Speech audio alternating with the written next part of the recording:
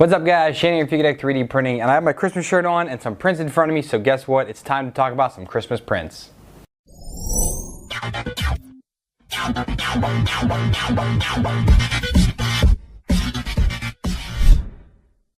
If you've seen any of my other videos, when it comes around the holiday seasons, I love to print decorations with my 3D printers. I mean, why not? You have them. I have tons of filament laying around, so it's pretty cool to actually pick something off Thingiverse, print it, and bam, you have something. Now, since Christmas is here, everyone who celebrates Christmas, well, I shouldn't say everyone, most everyone has a Christmas tree. What do you put on Christmas tree? Ornaments.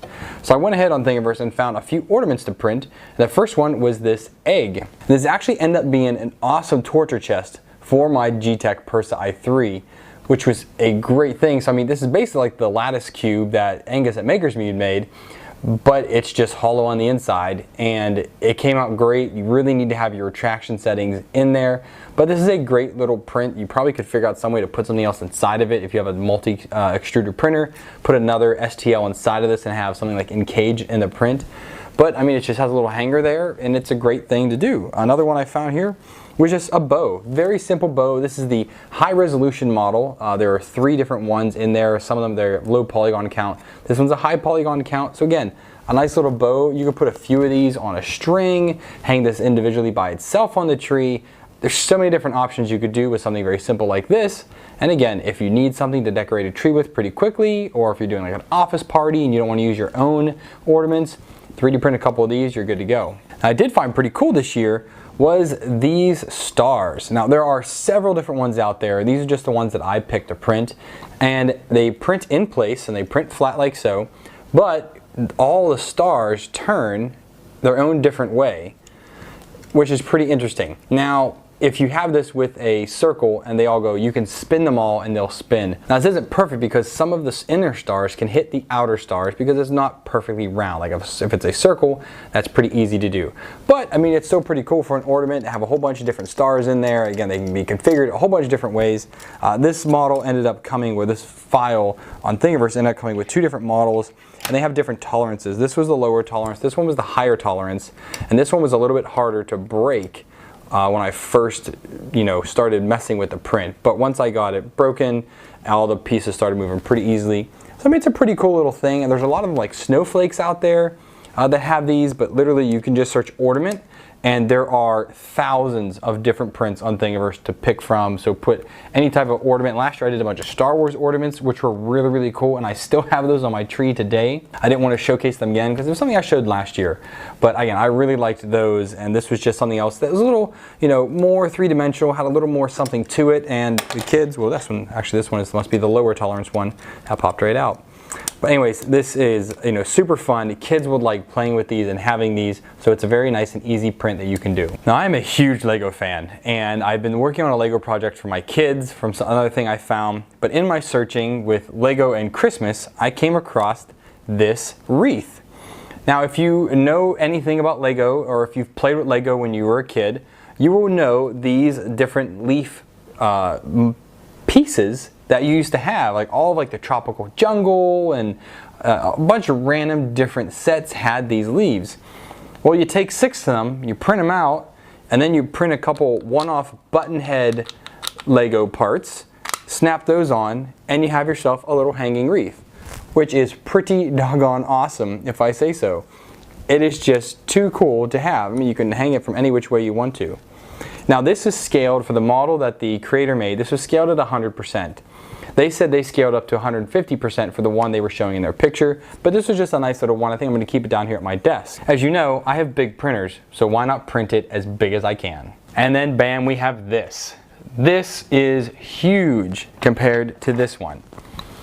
Now this isn't the largest I could print because I was a little worried about filament and how much I had, but it worked out really well. So this is 200% scale of this one. And as you can see, it turned out really, really well, and it is huge. I mean, my head can almost fit through the center, so I could probably put one of my kids' heads through the middle of this. Now this didn't come without any issues. Now the smaller version printed pretty much perfectly, but when I scaled it up, I noticed there was some type of issue after the flat parts, and it keeps extruding up these higher sections. There is a line in there, and it's almost like an under extrusion line, but it's on every single print. So I'm not sure if it was just the sliced file or if it's a issue inside the actual STL for whenever I scaled it up, it just became more noticeable.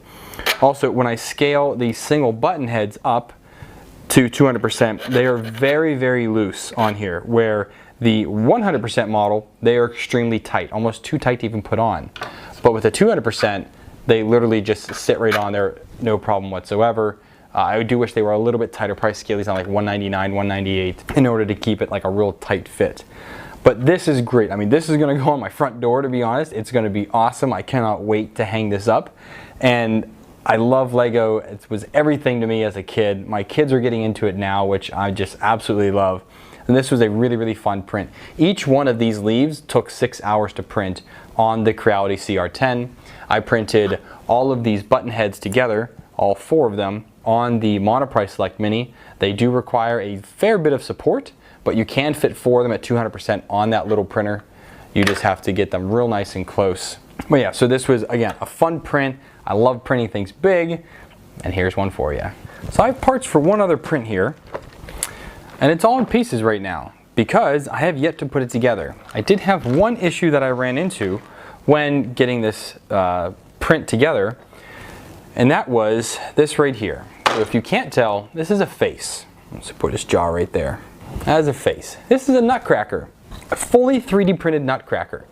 It was made by MakerBot a few years ago, and I just recently stumbled on it. I was like, oh my goodness, how did I not know about this? This is amazing. So about a month ago, I went ahead and purchased some peach filament off of Amazon. Great, it's coming. We got here, and doggone it, this is TPU filament. So it is quite stringy. It needs quite a bit of makeup done with it. I need to clean it up quite a bit, and this definitely would not be able to crush any walnuts, chestnuts, anything like that. It would just not work out. So I'm going to reprint this in another color, but I haven't really decided what color that's going to be. So what I'm going to do now is I'm going to go ahead and reprint this. We're going to come back and we're going to assemble this because it is just too awesome. I also notice here I'm missing the white parts. So I'll get all that together and we will have ourselves a pretty nifty little nutcracker guy. Alright, well I'm back. I finished printing all the parts of Nutcracker, so let's put them together real quick. Alright, so this Nutcracker has quite a few parts. There's a lot of red, white, black, blue, yellow, and peach colored, or if you want to make it any other color, whatever you call skin colored. I just happened to buy peach, as I said. The problem with this is I bought flexible filament, so this obviously is not going to be cracking any nuts, but at least I will be able to get the effect and to show you guys how to put together and whatnot, or just how it looks. I'm going to kind of speed through the video here of me assembling it and just have some fun with it. I mean, this is a pretty cool print. I can't wait to see what it looks like when it's done.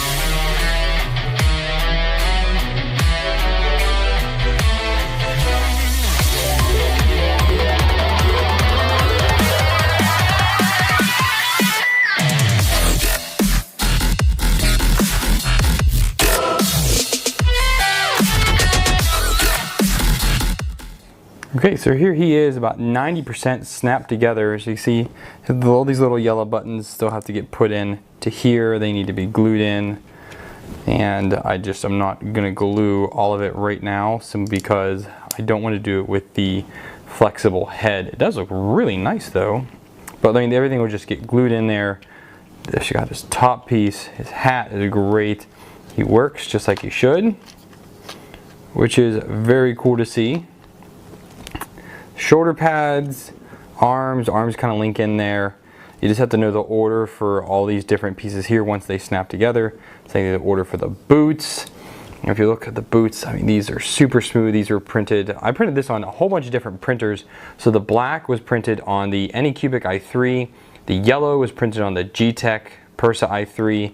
The red was printed on the Folgertech FT5. The white was the Anycubic i3, and the blue was also printed on the Geeetech Persa i3. So 3 different printers printing all of this. I was able to make this come out really, really quickly. On the Thingiverse page, it's great because he tells you the different colors of all the different pieces. So all the different pieces, what colors they need to be printed on. You can go ahead and throw all of those into a single STL, a single model. Go ahead, save that, and then you're good to go for all the future prints, how many of these you want to print. This is a great model. I thank MakerBot for making this because this is going to look so excellent on my shelf. There you have it, guys. There's a couple ideas on what to print for Christmas this year. You've got a little bit of time left, so get those printers warmed up and get printing. Hope you guys enjoyed the video. If you did, you know what to do. Like the video, leave me a comment down below whether you liked it or didn't like it. Support me by subscribing. Donate me via Patreon, help me do more videos like this so I can, buy more filament. Support me with some affiliate link usage. Christmas is coming, use up those links if you're gonna buy any gifts for anyone. I thank you guys so much for watching. Merry Christmas, and until next time, happy printing.